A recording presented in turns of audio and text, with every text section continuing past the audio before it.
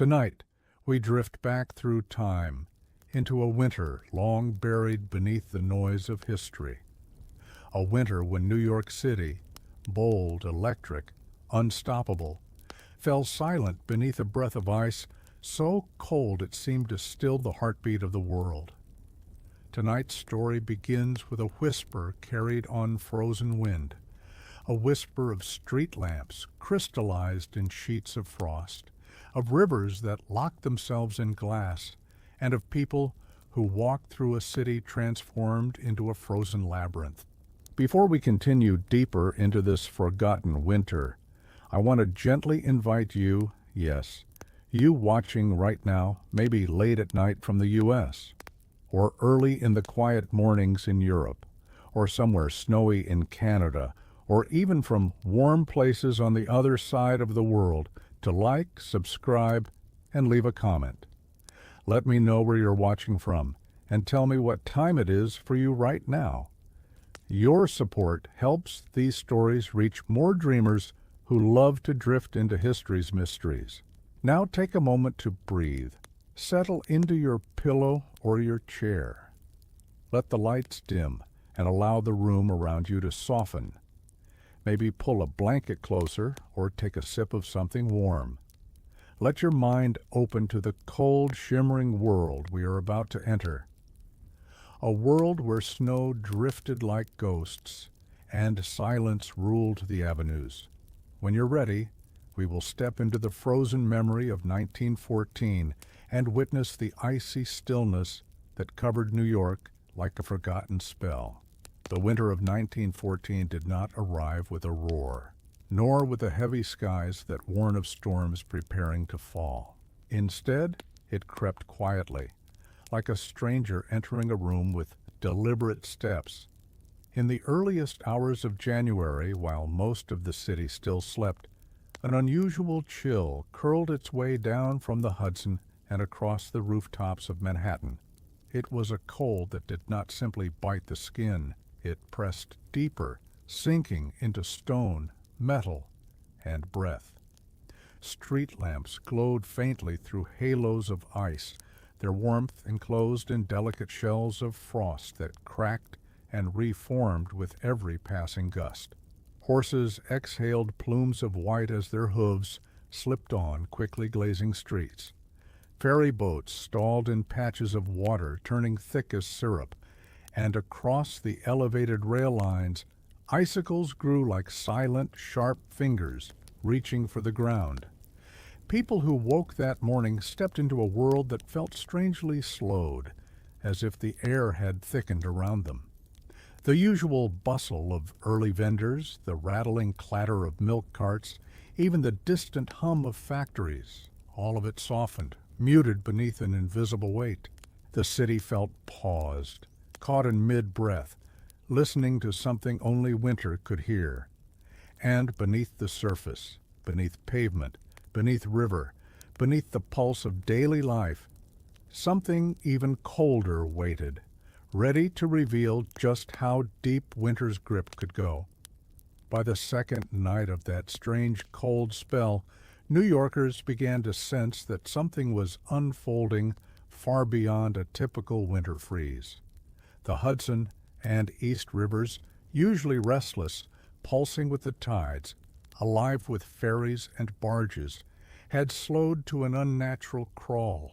Ice first appeared as thin, wavering sheets drifting along the surface, but soon those sheets thickened, fusing together like pieces of broken glass, slowly sealing into a single pane. Along the piers, workers stood wrapped in heavy coats, stamping their feet for warmth as they watched the water transform. Lanterns swung in the wind, their light trembling across the widening fields of ice. The wooden pilings groaned as the forming crust pressed against them, shifting and tightening with an unrelenting force. Some said they could hear it, the moment the river surrendered, a deep, drawn-out crack, like ancient bones settling into place. Then silence, a silence so complete it seemed The whole river held its breath. Boats still anchored along the docks became trapped, their hulls encased, no longer rocking with the tide. Tugboat captains who only hours earlier had been shouting over the usual churn of currents now spoke in hushed voices as though unwilling to disturb whatever strange spell had fallen over the waters. Across the East River, the bridges, Brooklyn, Manhattan, Williamsburg, stood like frozen sentinels over a landscape turned still and white. Their steel trusses glistened with rime ice, and every cable shimmered faintly under the lantern-lit haze. Some pedestrians lingered on the walkways, gazing down at the immobilized river below, shivering not just from cold, but from the quiet eeriness of it all. Newspapers the next morning reported it in crisp, simple lines. Rivers freezing fast, traffic delayed, dangerous temperatures continue. But the headlines could not capture the feeling, the way the city seemed to drift further from its familiar rhythm with each passing hour. In homes along the waterfront, windows frosted from the inside. Pipes began to groan. Radiators hissed weakly. Families gathered close around stoves and lanterns, the faint orange glow painting long, trembling shadows across their walls. Outside, the rivers lay motionless, vast, silent mirrors of a city slipping deeper into winter's grip. As the freeze tightened its hold on New York, the city's lifeblood, its power, began to falter. Electricity in 1914 was still a fragile thing, dependent on machinery, steam, and the steady flow of water powering turbines. But now, water that once rushed freely through the system slowed into sluggish, icy currents, and machinery that had never met such cold groaned in protest. In the early evening, just as people were lighting their lamps and gathering around stoves for warmth, a soft flicker passed through neighborhoods like a shiver moving down the spine of the city. At first, only a few bulbs dimmed, brief flashes, barely noticeable, but then whole rows of townhouses along the Lower East Side flickered again, longer this time. Lights shrinking to weak orange glows before steadying once more. Shopkeepers stepped outside, rubbing their gloved hands, glancing up at the wires overhead as if expecting to see frost clinging to them. In truth, they wouldn't have been wrong. The telegraph lines draped between poles were heavy with ice, sagging under the weight. Every now and then, a crack echoed through the street, sharp and sudden, as a piece of ice snapped free, plunging to the ground like falling glass. Uptown, the situation grew more troubling. The dimming lights weren't just flickers anymore. They pulsed like the heartbeat of something tired, something straining to keep pace with the cold. Elevators slowed, streetcars sputtered. Even the great signs in Times Square, usually bright enough to chase away the night, glowed faintly, their letters softly breathing in and out. Inside apartments, people whispered their concerns, candles were gathered, matches were kept close, children asked if the sun had grown colder somehow. Their parents, unsure, simply pulled them closer beneath blankets. Then, just after 8 p.m., a strange quiet passed through the city, an almost imperceptible pause, as if the machinery holding everything together took one final breath, and held it. For a heartbeat, all the lights dimmed to their faintest glow, and though they brightened again, the fear lingered. What would happen if the cold kept deepening? The city waited, half frozen, listening to the hum of electricity like a lifeline stretched thin across the dark.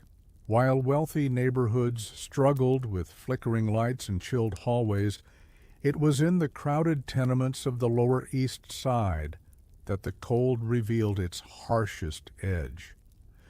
Those narrow buildings, stacked tight and tall, home to families living shoulder to shoulder, were never warm in winter. But in January of 1914, they became chambers of breath frost and trembling walls.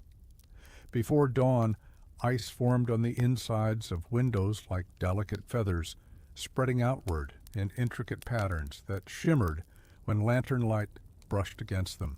Children woke to see their own breath swirling above their blankets, drifting upward like pale smoke. Mothers wrapped scarves around their heads before leaving their beds, feeling the cold bite at their ears and settle deep into their bones. Hallways were dim, the gas lamps struggling to burn steadily, and every footstep echoed against walls that seemed brittle enough to crack. The wooden stair rails were so cold that even a brief touch sent a shock through gloved hands. Pipes along the ceilings moaned and clattered, threatening to freeze solid at any hour. In many units, the small coal stoves, so essential for warmth, burned low or not at all. Coal was delivered by cart, and the carts now creaked sluggishly through streets half glazed in ice, often arriving late or not at all. Families rationed what they had. A few lumps glowing faintly in iron grates, giving off only the softest warmth. Neighbors knocked on each other's doors, checking in with hushed voices softened by concern. A mother on the third floor shared a kettle of hot water with an elderly man whose stove had gone out.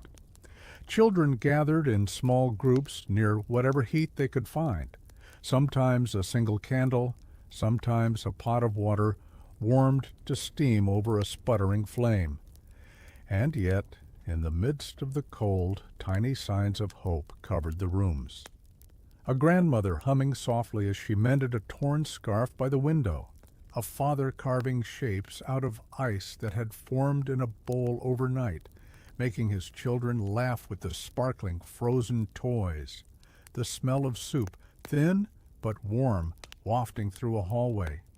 Even in the harshest winter, warmth found small ways to survive. But outside, the cold still deepened. City officials warned residents to stay indoors if possible, and in the distance, beyond the rooftops crowded with chimneys, a darker frost was beginning to creep in from the rivers, pushing its chill further into the heart of Manhattan. As the cold tightened its grip, New York's great bridges, icons of steel and stone, began to feel the strain deep within their bones. The Brooklyn Bridge, proud and stoic, stood draped in a glittering armor of ice. Every cable, once supple and humming with tension, had stiffened into a frozen rope, each strand encased in a glassy sheath that caught the morning sun in pale blue reflections. Pedestrians who ventured across heard sounds they had never heard before. Deep, resonant groans echoing through the towers like the bridge itself was exhaling slowly under an invisible burden. Every step sent a soft crunch beneath their boots as thin frost cracked along the wooden planks of the walkway. Carriages moved cautiously, wheels slipping, where the bridge's surface shimmered with invisible glaze. Horses snorted clouds of vapor, their hooves striking sparks against ice-hardened metal. Drivers wrapped scarves across their mouths, calling out warnings to one another in muffled voices that drifted away on the wind. Over on the Manhattan Bridge, icicles hung thick and heavy from the lower trusses, long dagger-like formations that swayed whenever a gust swept along the span. Some broke loose, plunging down to the frozen river below like shards of broken stars. Engineers, bundled in heavy coats, walked the length of the bridges with notebooks in hand, stopping often to tap the steel with gloved knuckles, listening intently to the vibrations. They exchanged quiet glances, aware that even these mighty structures were not immune to the cold's relentless grip. Yet life continued to move across the bridges because it had to. Families walked from Brooklyn to Manhattan for work, preferring the cold over the unreliable ferries now trapped in ice. Children clutched their parents' hands, marveling at how the world looked from so high.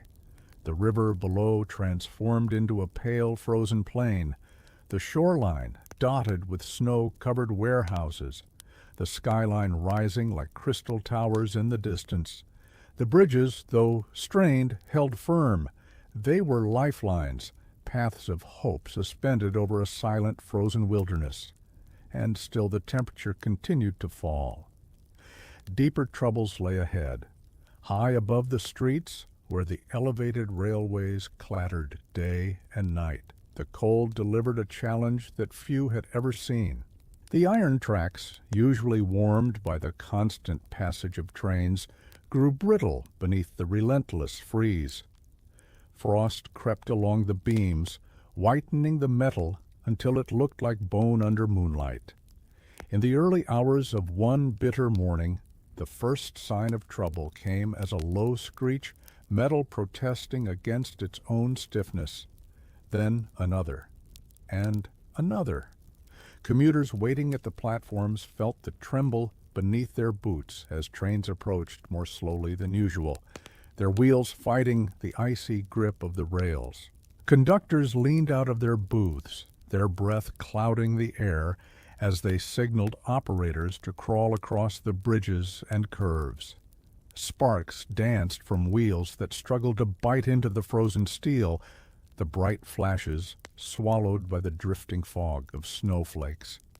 At Third Avenue Station, passengers huddled together, their collars turned high, their hands shoved deep into pockets.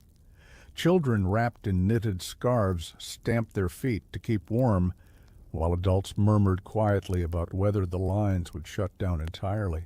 Every so often a gust of wind swept through the platform, lifting snow into swirling spirals that vanished just as quickly as they appeared. Below them, the city streets had grown eerily quiet. Without the usual booming rhythm of trains overhead, the silence seemed to stretch for blocks. Shopkeepers in Harlem and the Bronx listened for the familiar rumble that signaled the start of the day, but it came late, hours late. And when it did, it was faint, hesitant, almost apologetic.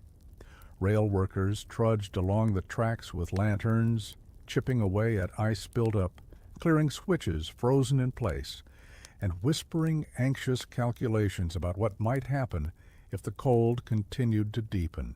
They knew that metal could only endure so much before it gave way. Yet, for a moment at dusk, something beautiful happened.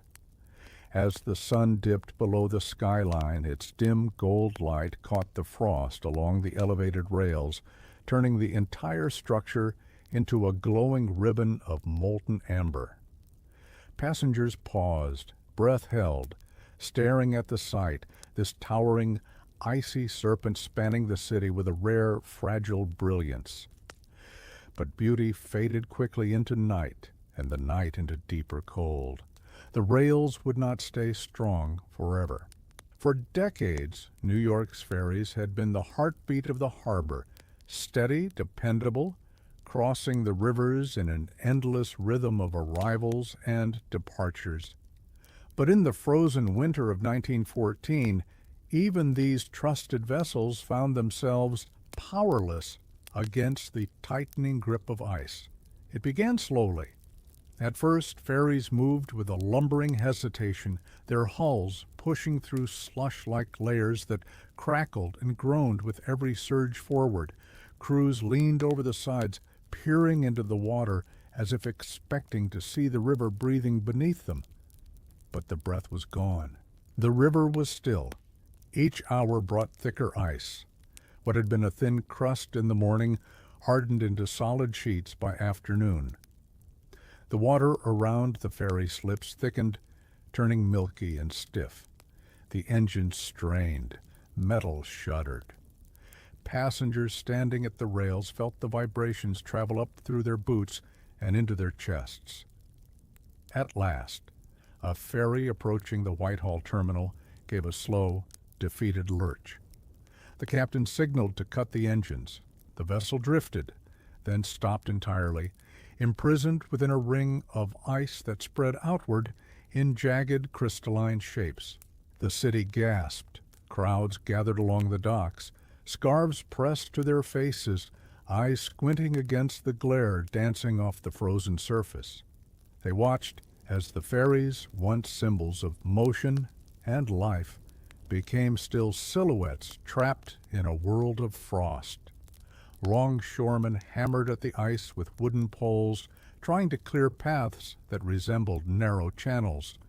But the moment they broke one layer, another formed.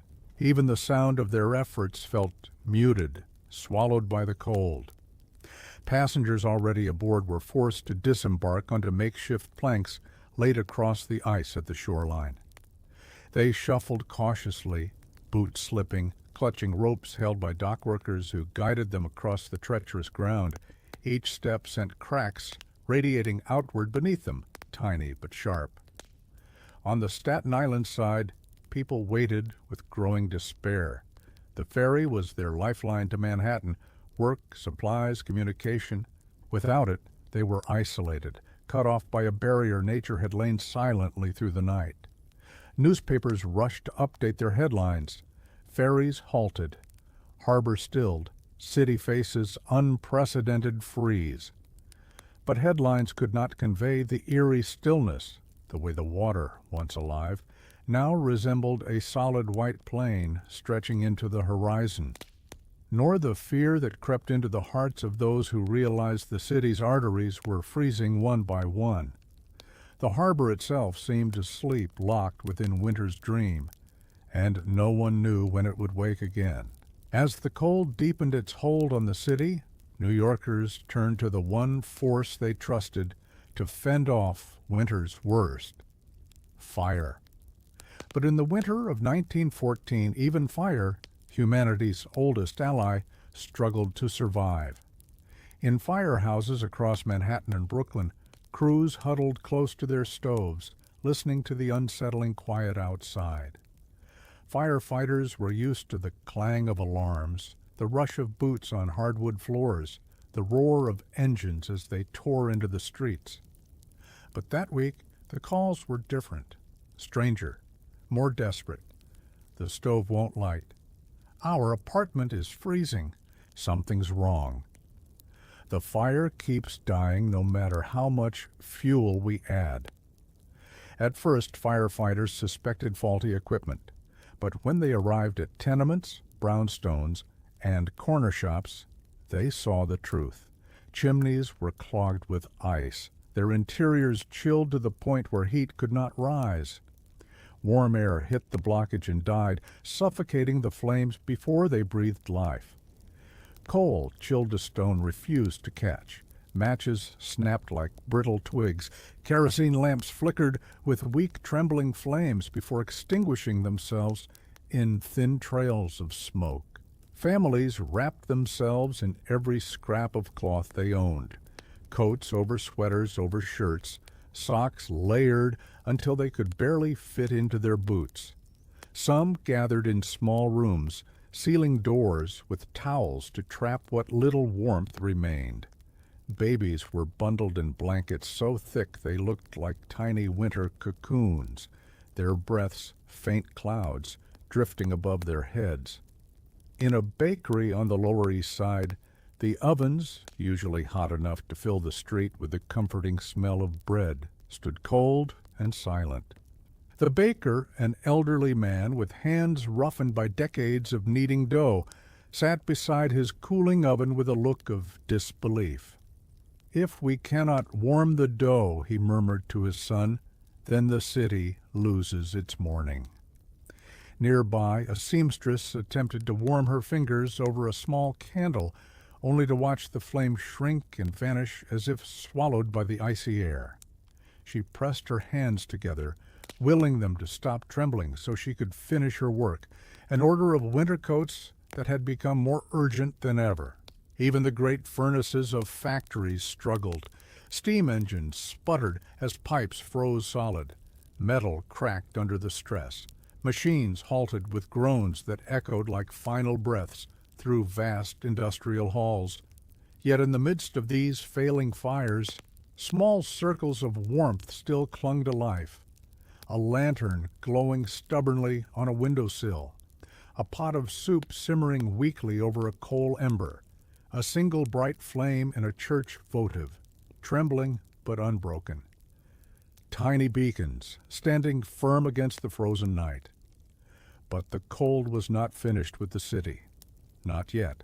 Its reach would soon stretch even into the places that should have been impenetrable, the heart of the streets themselves.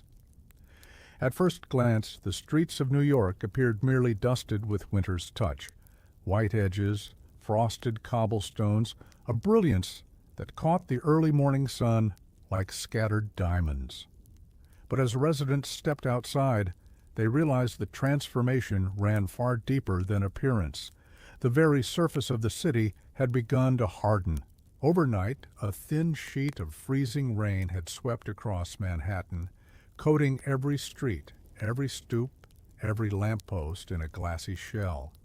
Beneath that, snow had melted slightly from the warmth of footsteps in carriage wheels, only to freeze again in jagged, uneven layers. The result was a city carved in ice, beautiful but treacherous. Horses struggled first.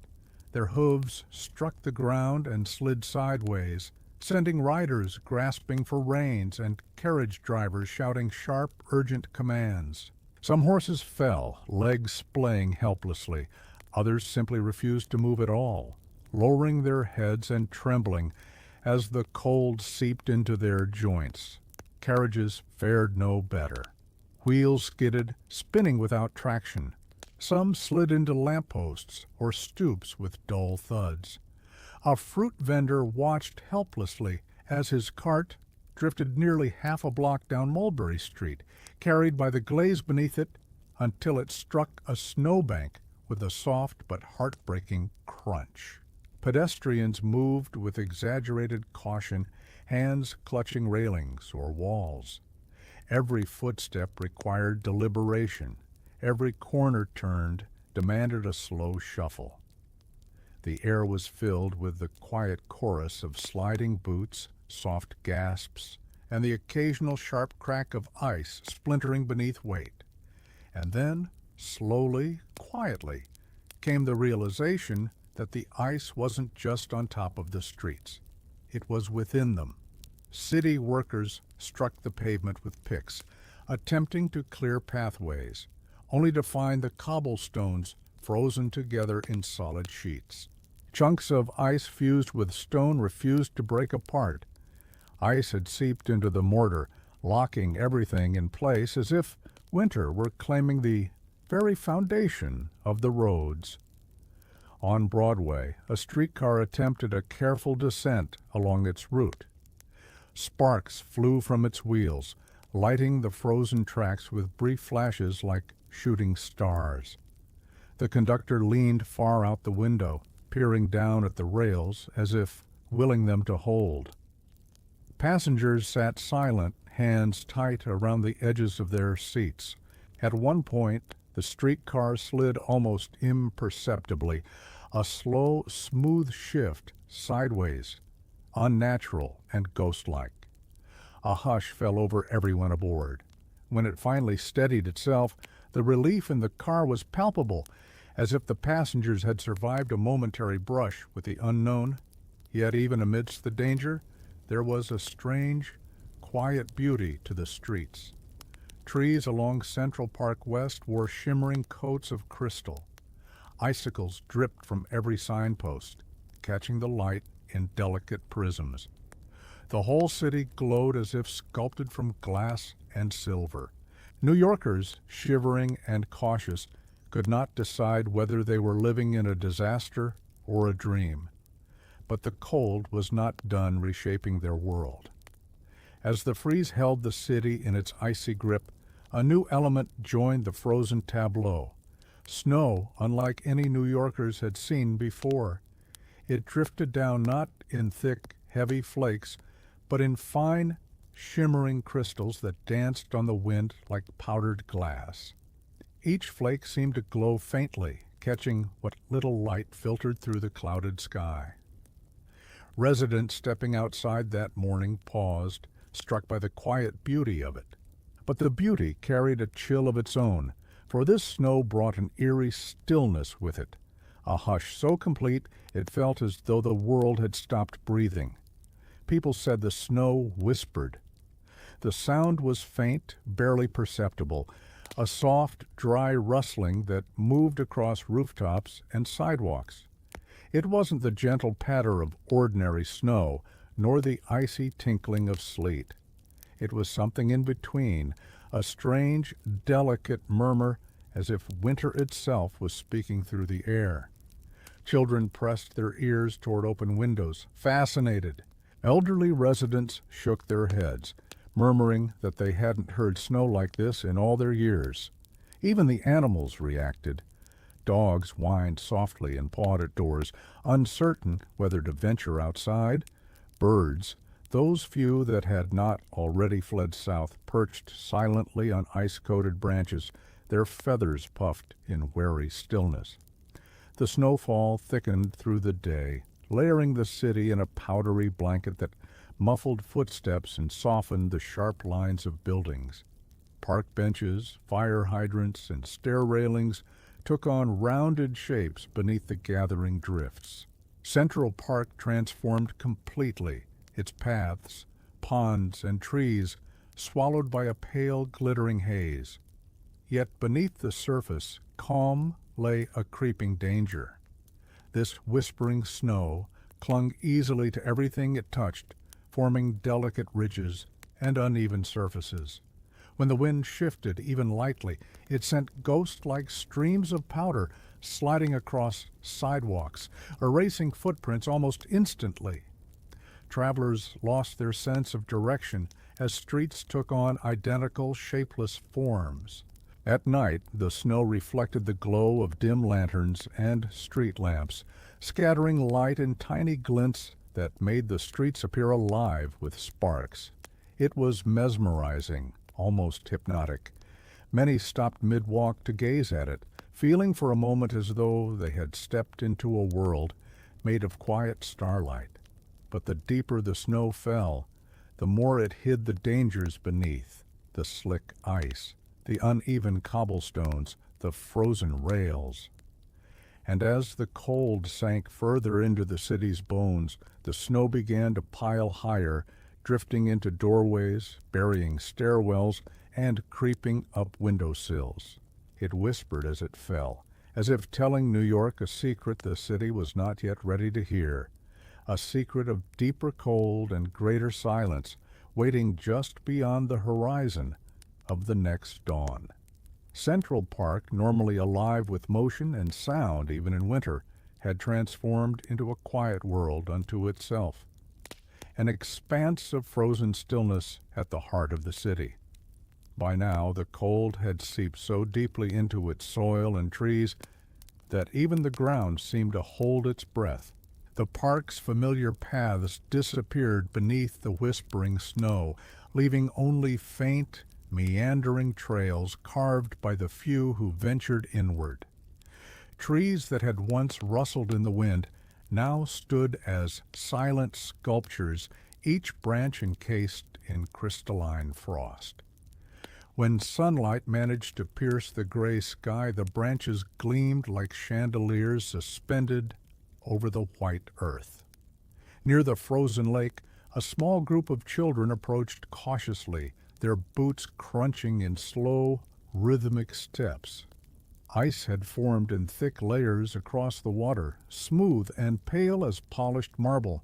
The children stared at it with wide eyes, but even the boldest among them understood without being told. This was no ordinary winter freeze.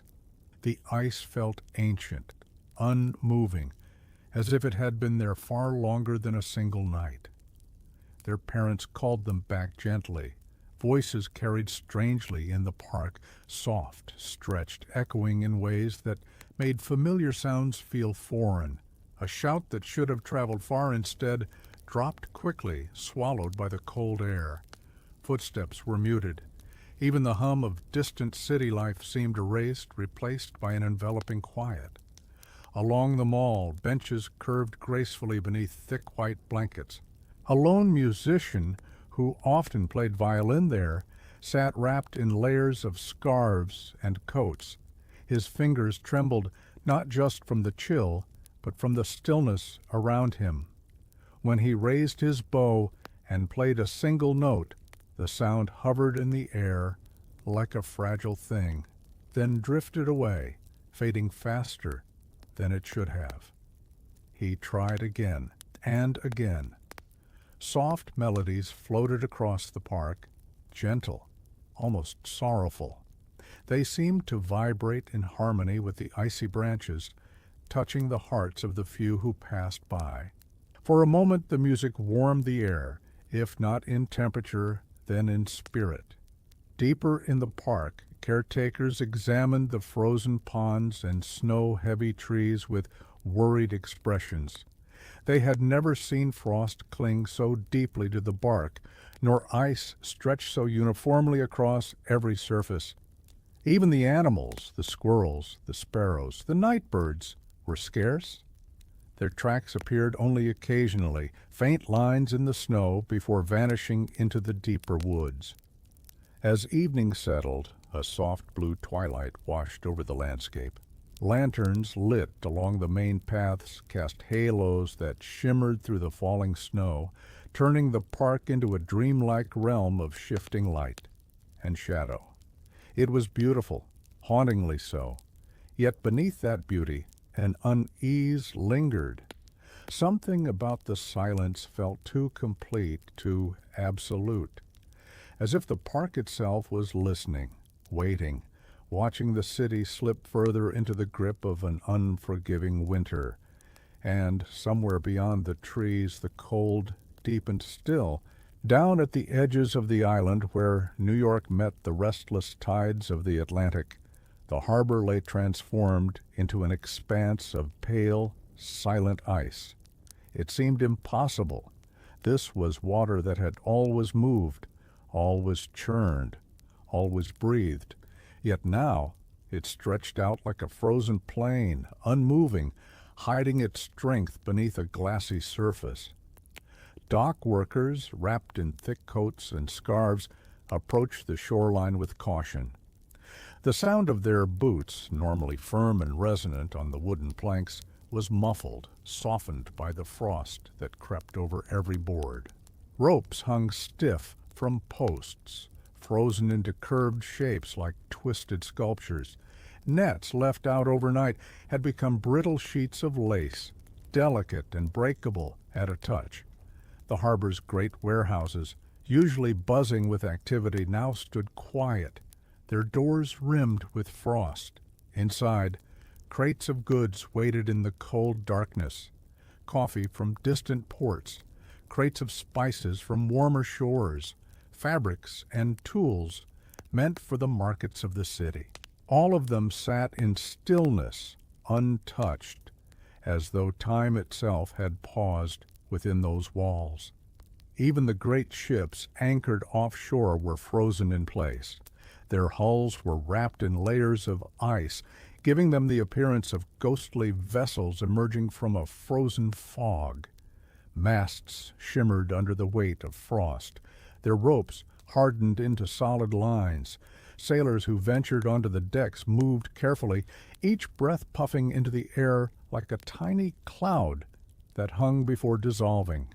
Some ships rang with strange sounds, a soft creaking, a distant groan, echoes created by the contracting metal as the temperature dropped even lower. These noises drifted across the harbor, eerie and hollow, like whispers rising from beneath the ice. On the shoreline, fishermen gathered around a makeshift fire pit, huddling close. But even the fire seemed reluctant. Flames flickered weakly, unable to fully rise against the cold air, pressing down on them. The men cupped their hands close, trying to coax heat into their fingertips, speaking in low voices about the winter they'd heard of from their fathers, grandfathers, stories of freezes so deep they felt like myths. Yet none had ever mentioned a harbor that stopped breathing. Farther along, near Battery Park, a few brave souls ventured on to the frozen edge, stepping lightly onto the ice where the water once lapped. The surface was smooth and strangely milky, with faint lines trapped within, patterns shaped by current and wind before the freeze seized them. Some tested their weight, then backed away quickly when faint cracks spidered beneath their feet. The cold carried a sharpened scent there, clean, metallic, filled with a sense of old secrets awakening in the deep. The kind of cold that made the harbor feel ancient, primordial, as if the frost had uncovered a version of the world untouched by time. Above it all, Lady Liberty stood unmoving, her torch dim beneath a crown of rime ice. She looked out across the frozen waters, not warning ships of safe passage, but watching over a harbor caught in winter's spell. And the city behind her shivered, wondering how much deeper the cold would go. As the frozen days stretched into nights, New Yorkers began to realize something strange, something unsettling, was happening to the sounds of the city. It wasn't only the quiet, nor the muffled footsteps, nor the distant creaks of ice settling. It was something deeper, something harder to name. The sounds themselves were breaking. On a night when the temperature dropped lower than anyone could remember, a family in the Bowery sat close together in their parlor, huddled around a weakly burning oil lamp. They spoke in whispers for warmth and comfort, but each time someone raised their voice even slightly, the sound behaved oddly, falling flat, ending abruptly, as if the air had grown too dense to carry it. A father tested it, clapping his hands once. The clap did not echo. Instead, it ended sharp and sudden, as though the air swallowed the noise whole. Across the city, similar moments unfolded.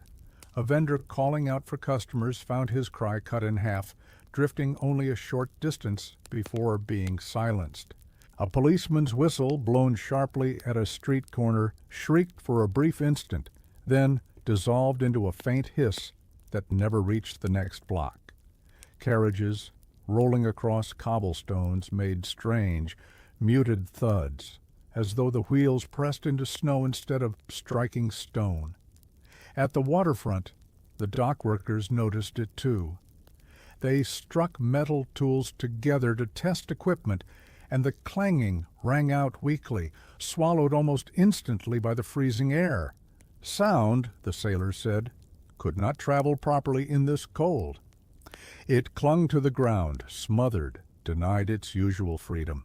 In apartment buildings, neighbors knocked on walls to check on one another.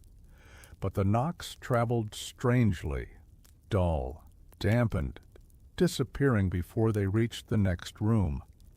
Even music indoors sounded altered. Pianos played in parlors had tones that faded too soon. Violins lost their resonance. Songs carried no comfort, their warmth stripped away. It was as though the city had slipped under a soundless dome, every outer noise muted, every inner whisper held close. Scientists later would explain how extreme cold thickens air, slows vibration, dampens resonance. But to the people living through it, the sensation felt far more mysterious, almost supernatural, as if New York were being wrapped in a vast, frozen cocoon meant to hold it in silent stillness. The silence was not total, not yet, but it grew deeper every hour, settling into the city like a heavy quilt. People felt it in their bones. They spoke less, listened more. Every noise became precious, every conversation soft and measured. And beneath the blanket of quiet, the city's heartbeat slowed. The cold was no longer merely a season. It had become a presence. As the cold deepened and the city's sounds faded, the nights in New York took on an almost otherworldly quality. Street lamps, already dimmed by failing power, now flickered behind thick veils of frost, their light struggling to push through the icy haze. In many neighborhoods, entire rows of lamps grew faint, leaving streets swallowed in frozen shadow. And so people turned to lanterns. Before dusk, families lit them one by one, glass globes glowing soft and golden, carried carefully through darkened hallways and stairwells. They hung them outside windows, set them on stoops, and placed them along entryways like tiny guardians standing watch against the winter's encroaching dark. In the quiet streets of Greenwich Village, lanterns glimmered like low stars casting halos onto the snowy ground. Their light pooled gently, giving the streets a dreamlike softness. Couples walked slowly beneath them, arms linked tightly, their breaths rising in pale clouds as each lantern reflected warm light onto their faces. Children gazed at the lanterns with wonder. Some made shadow puppets, watching their fingers stretch and sway like dancing silhouettes on snow-covered walls. Others pressed their hands close to the glass, feeling the faint warmth escape, even if only for a moment. For the elderly, lanterns became lifelines. They marked safe paths through the streets, glowing softly against the darkness that seemed to grow heavier each night. Volunteers from various neighborhoods made rounds, checking lanterns, refilling their lamps with oil, relighting flames that had sputtered in the cold. Their footsteps were slow but determined, echoing faintly in the muted night. But the city's darkness held more than silence. It held uncertainty. In some corners, lantern flames flickered in uneasy, trembling motions, as if reacting to unseen drafts or distant vibrations. People whispered that they felt the cold pressing in from all sides, seeping not just into their homes, but into their hearts. Yet the lanterns burned on. Near the East River, a long line of lanterns formed a glowing path from a dock to the street, guiding stranded workers home after a difficult day at the frozen harbor. In Chinatown, red lanterns cast warm circles of light onto the drifting whisper snow, their color a stark, beautiful contrast against the white. In the Jewish quarter, lanterns were placed in windows beside handwritten prayers for warmth, safety, and endurance. Even the stray animals of the city seemed drawn to the glow. Cats curled beneath stoops where lanterns hung low. Dogs lay in patches of reflected warmth, their tails tucked but their eyes half closed as if dreaming of gentler nights.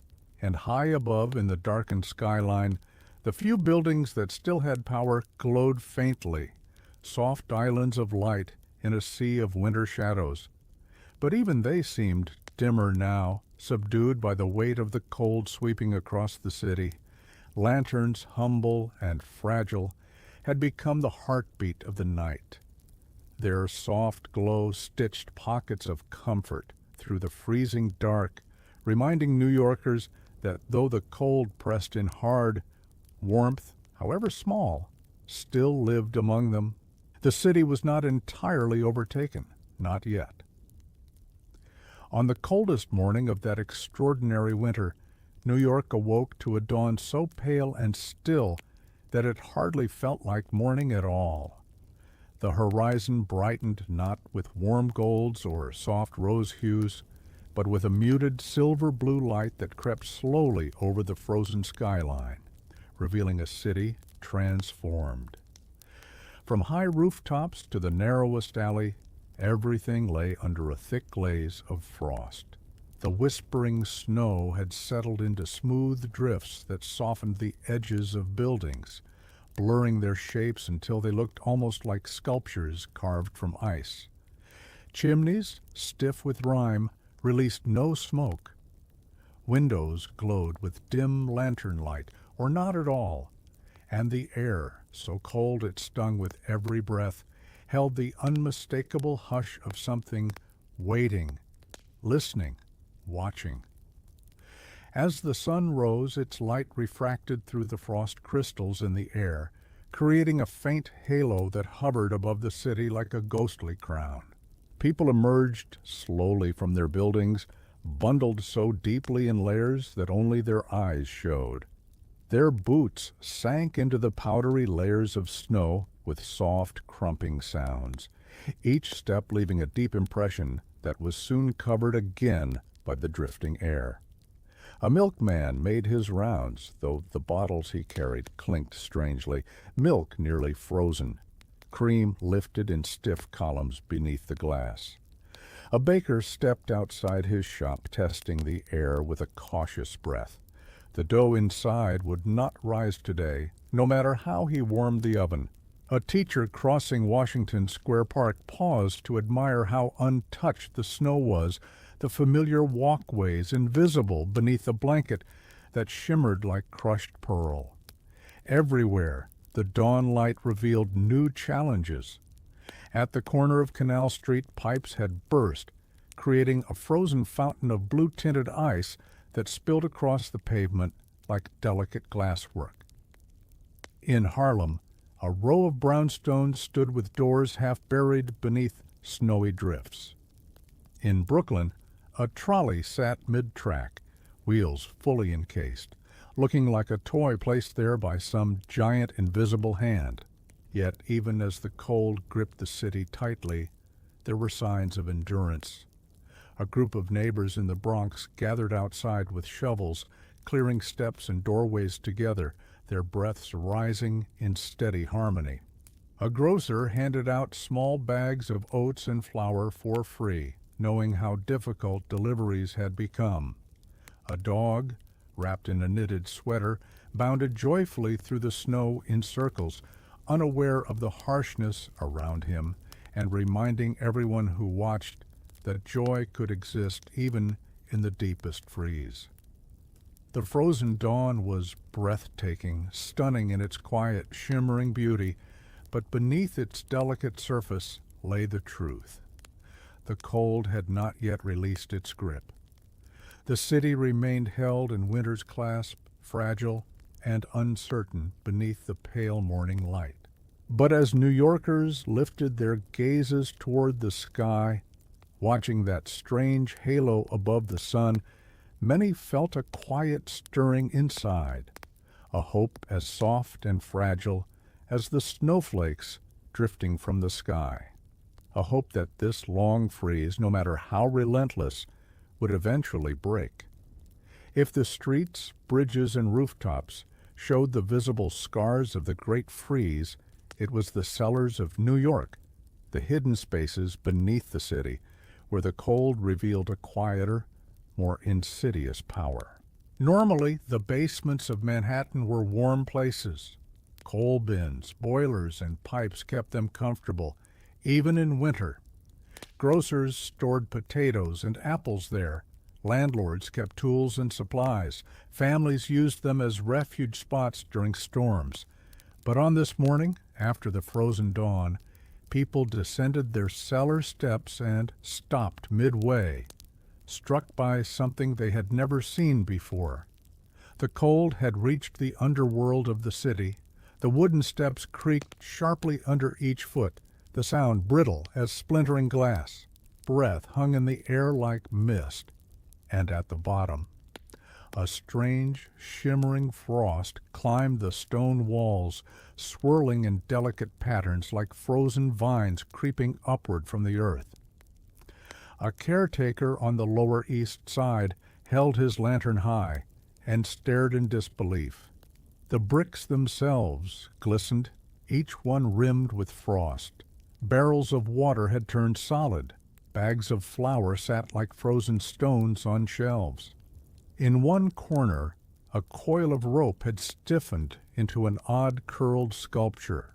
Pipes groaned in the ceiling. Some had already split. Others bulged with dangerous pressure, their metal skin whitening with rime. When one pipe gave way, It didn't burst with a rush of water. It expelled a slow, eerie ooze of slush, like the city's lifeblood had turned thick and sluggish. In the kitchen cellars beneath restaurants, owners stood helpless as vegetables froze solid and meat turned crystalline. Crates of oranges, normally bright and fragrant, sat coated in frost, their peels pale as moonlight. A barrel of pickles cracked open, its brine freezing into jagged patterns on the floor like green-tinted glass. The cold had reached the foundations. Even coal, so essential to survival, was affected. Many lumps, left damp from previous shipments, had frozen together in large clumps that had to be broken apart with hammers before they could be used. Some cellars smelled faintly metallic, as if the cold had altered the very air. And there were sounds, quiet, unsettling sounds. Soft snapping noises from expanding ice in the walls. A drawn-out groan as wooden beams contracted, the faint tick, tick, tick of melting and refreezing water dripping from iron pipes. It was as though the cellars were speaking in winter's language, echoing the world above with their own frozen murmurs. Yet, despite the cold, these underground spaces became gathering points. Neighbors descended with candles and lanterns to check for damage together. They wrapped pipes in layers of cloth. They shared tools. Some cellars even became makeshift hearths. Families huddled together beside a single lantern that gave off more comfort than heat.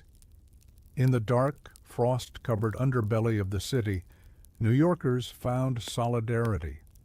And though their world shrank to small circles of light amid the cold, those lights meant everything. Above them, the frozen city waited for relief that had not yet come.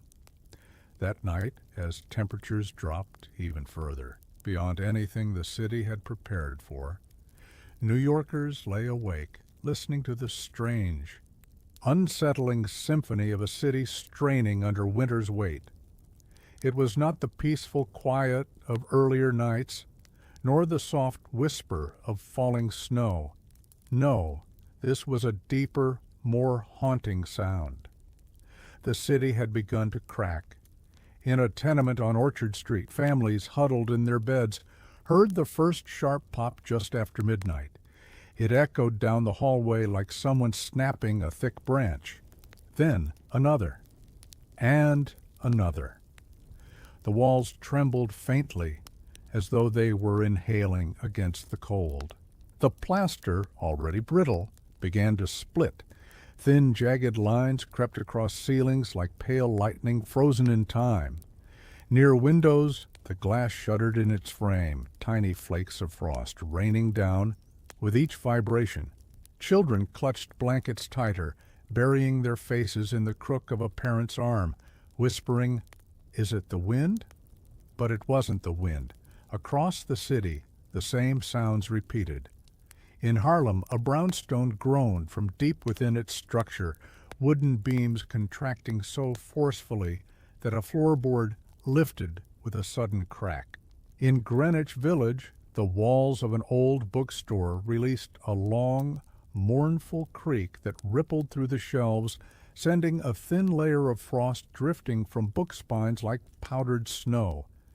Even in the grander homes of the Upper West Side, people startled awake to the sound of their houses shifting. One couple lit a lantern and crept through their hallway, watching the flame wobble as faint tremors traveled through the floor. Their front door had swollen in its frame, frozen solid. They couldn't open it even an inch,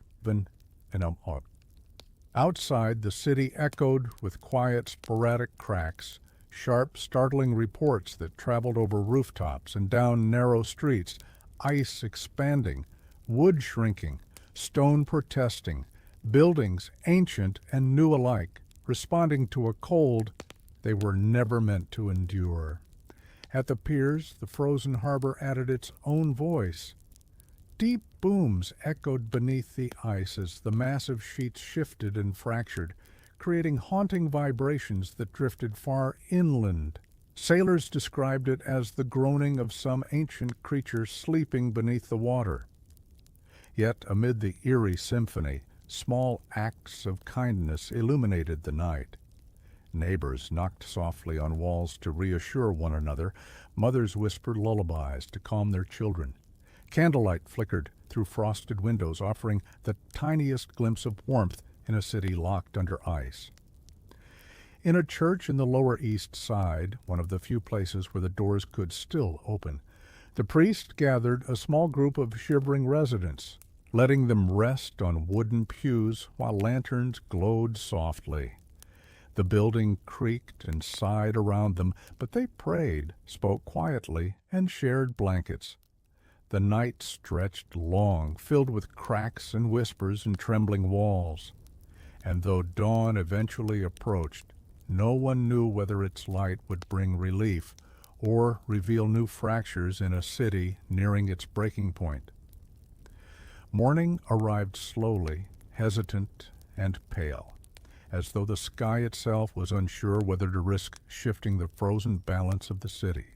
The horizon glowed with a faint wash of gold, soft, fragile, barely there. Yet for New Yorkers who had endured the long night of cracking walls and trembling floors, that faint light brought something they hadn't felt in days. A beginning.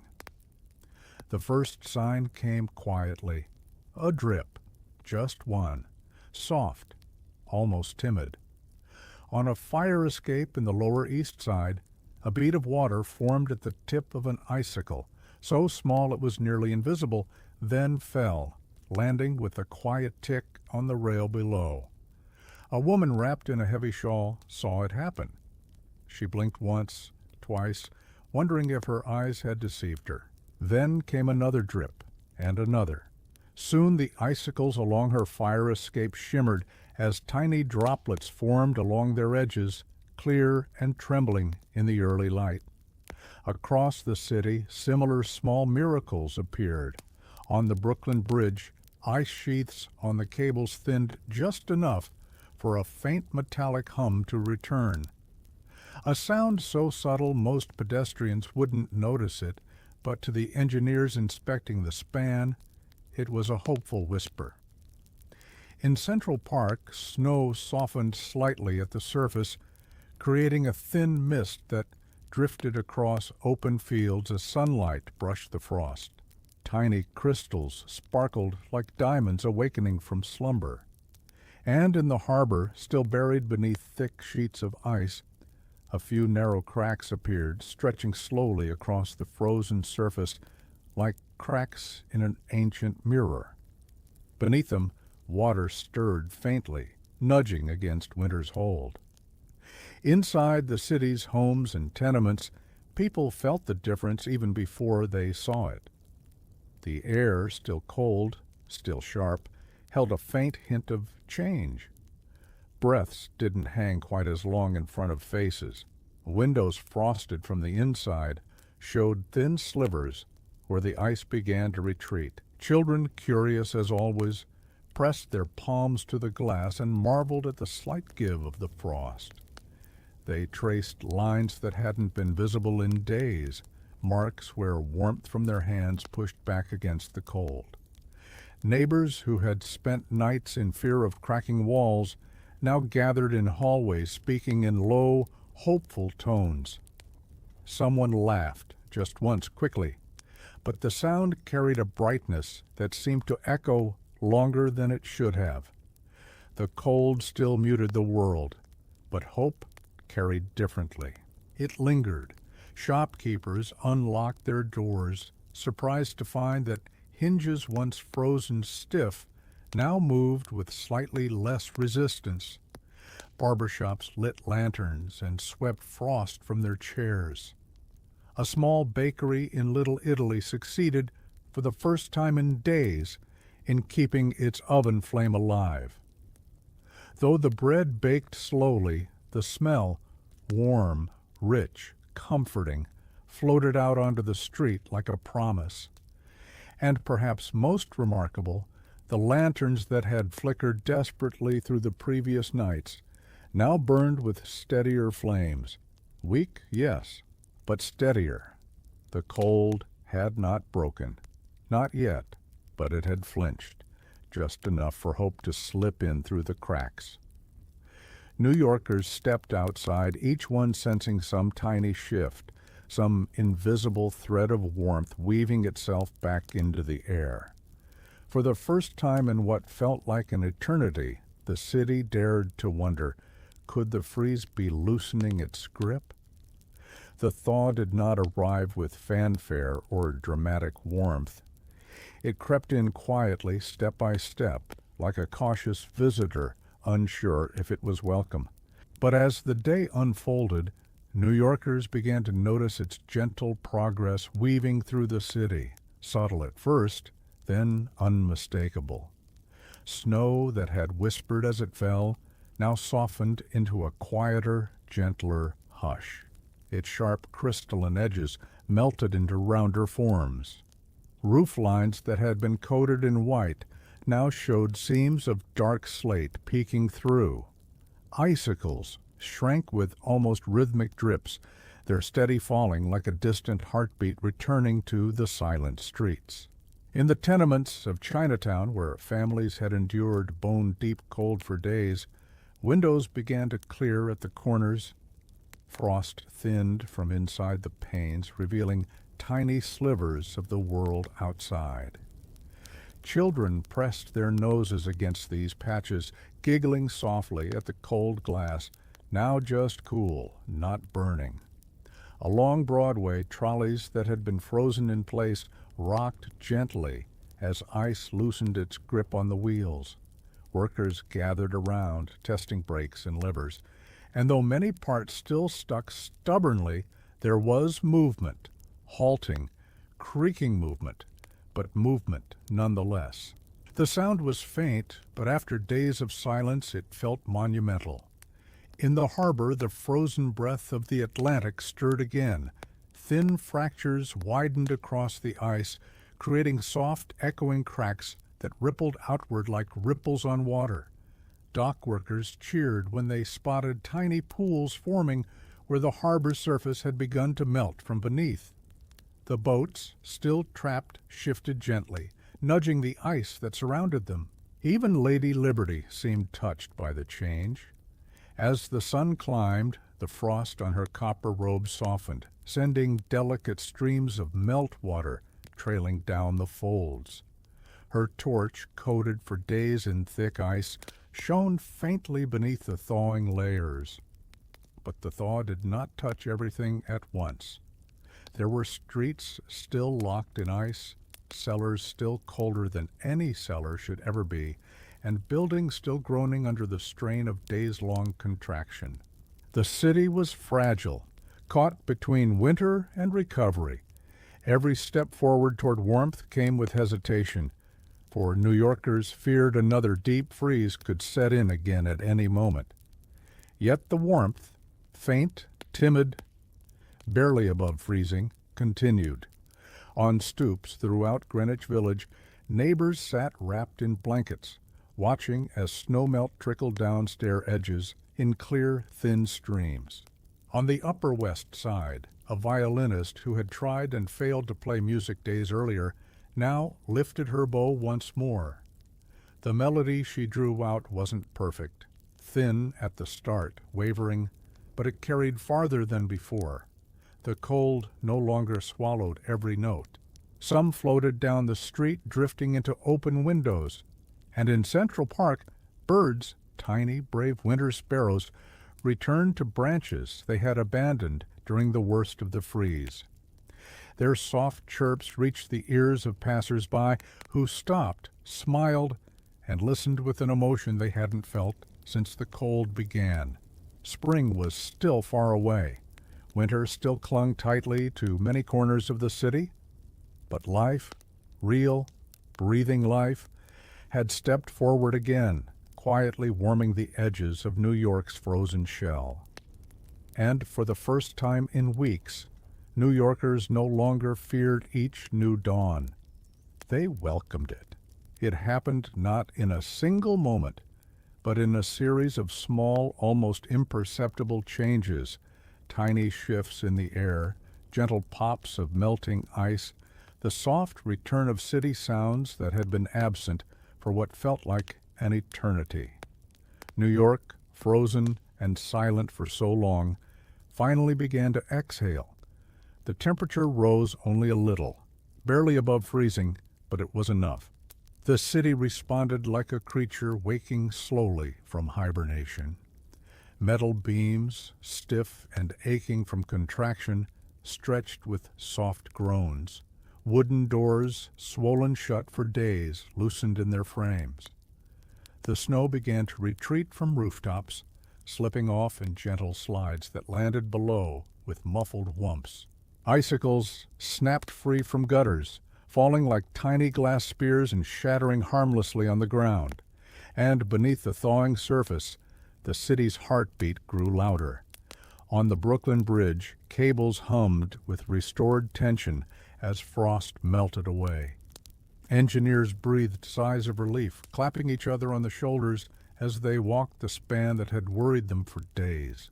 The steel sang quietly beneath their boots, not the chaotic clatter of normal life, but a steady, hopeful vibration. Streetcars resumed their routes, wheels cutting through slush where once they had frozen in place. Their bells rang, a little rusty at first, through the chilly morning air, but the sound carried. Not far, not fully, but carried. Shopkeepers opened doors wide, pushing aside piles of melting snow with brooms. The scents of fresh bread and roasting chestnuts returned, slowly, faintly at first, whispering along the streets like lost memories, finding their way home.